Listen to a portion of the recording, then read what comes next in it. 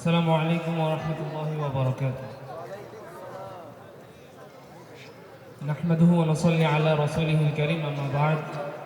ফাআউযু বিল্লাহি মিনাশ শাইতানির রাজীম। বিসমিল্লাহির রাহমানির রহিম। দারুস সুন্নাত দিনিয়া মাদ্রাসা কর্তৃক আয়োজিত আজকের এই ইসলামী সাংস্কৃতিক অনুষ্ঠানের সম্মানিত মেহমানবৃন্দ, আমার সামনে উপবিষ্ট সম্মানিত অভিভাবকবৃন্দ এবং এই এলাকার সম্মানিত মুরব্বী ইকরাম, সকলকে এই অত্র অনুষ্ঠানের স্বাগত জানাই।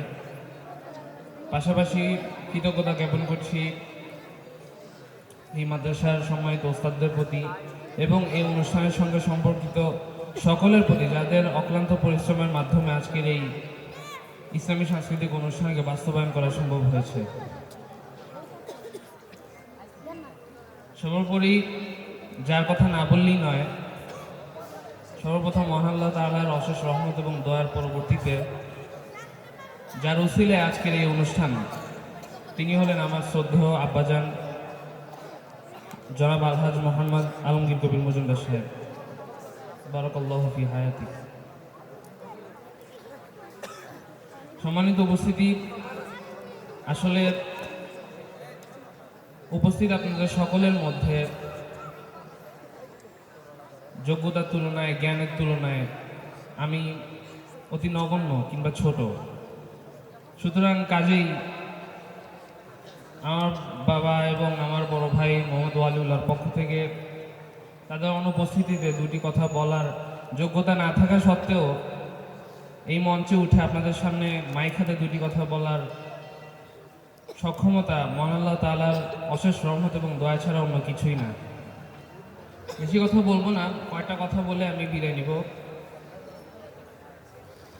অশেষ ধন্যবাদ জানাচ্ছি আবু রায়হান ভাইকে।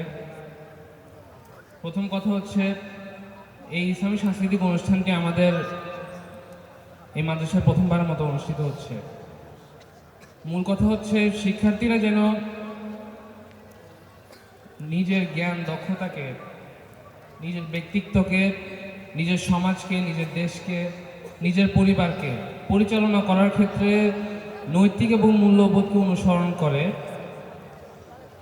সেই জন্য এই ছোটোখাটো ইসলামী সাংস্কৃতিক অনুষ্ঠানগুলো মাঝে মধ্যে অনেক তাৎপর্যপূর্ণ ভূমিকা পালন করে, তা আমরা ইতিপূর্বে সচক্ষে প্রত্যক্ষ করেছি।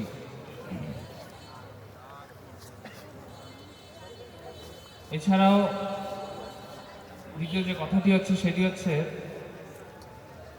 আমরা চাই শিক্ষার্থীরা, বিশেষ করে আমার এই ছাত্র ভাইয়েরা, যেন তাদের নিজেদের জ্ঞান এবং দক্ষতাকে শুধুমাত্র বইয়ের পাতায় সীমাবদ্ধ না রেখে জীবনের প্রত্যেকটা ক্ষেত্রে যেন তারা প্রয়োগ করতে পারে, বিশ্বের মানচিত্রে যেন তারা নিজেদেরকে প্রতিষ্ঠিত করতে পারে, আলমগীর কবির মজুমদারের মতো যেন দিনের খেদমতে নিযুক্ত থাকতে পারে সর্বদা, সে আশা আমরা করি। এজন্যই ইসলামী সাংস্কৃতিক অনুষ্ঠান বা এছাড়াও অন্যান্য প্রতিযোগিতামূলক বিভিন্ন কার্যক্রম আমাদের মাদ্রাসাতে অনুষ্ঠিত হয়। যাই হোক, আমার বাবা যদি আজকে উপস্থিত থাকতেন তাহলে আপনাদেরকে একটা কথা বলতেন, সেটি হচ্ছে, শৃঙ্খলাভাবে যেন অনুষ্ঠানটি পরিচালিত হয়। আমাদের অনেক দূর থেকে আসছে মেহমানগুলো, তাদেরকে যেন বিরক্ত না করে সুশৃঙ্খলভাবে যেন আমরা অনুষ্ঠানটি পরিচালিত করতে পারি, এই কথাটি আমার বাবা বলতেন।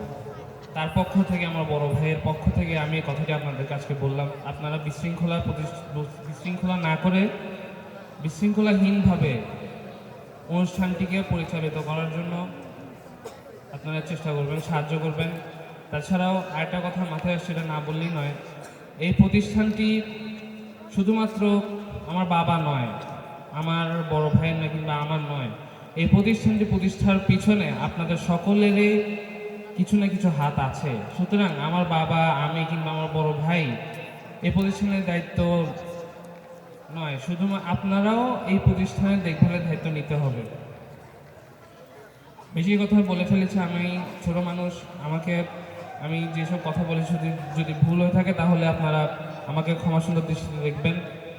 আর আমার বাবা, আমার চাচা ফুফুরা যারা আছেন, আমার বড় ভাই মিশর আল আজহার বিশ্ববিদ্যালয়ে পড়াশোনা করেন, তাকে যেন আল্লাহ কামিয়াব করে তোলেন, আমার বাবার সকল সমস্যার সমাধান করে তোলেন, আপনাদের সকলের মনের আশা নেক ইচ্ছা যেন আল্লাহ পূরণ করেন, সে তৌফিক দান করুন, এবং আমাদের দূর থেকে আগত মেহমান বৃন্দদেরকে অসংখ্য ধন্যবাদ জানিয়ে আমি আমার আজকের সংক্ষিপ্ত বক্তব্যকে শেষ করছি। আসসালামু আলাইকুম।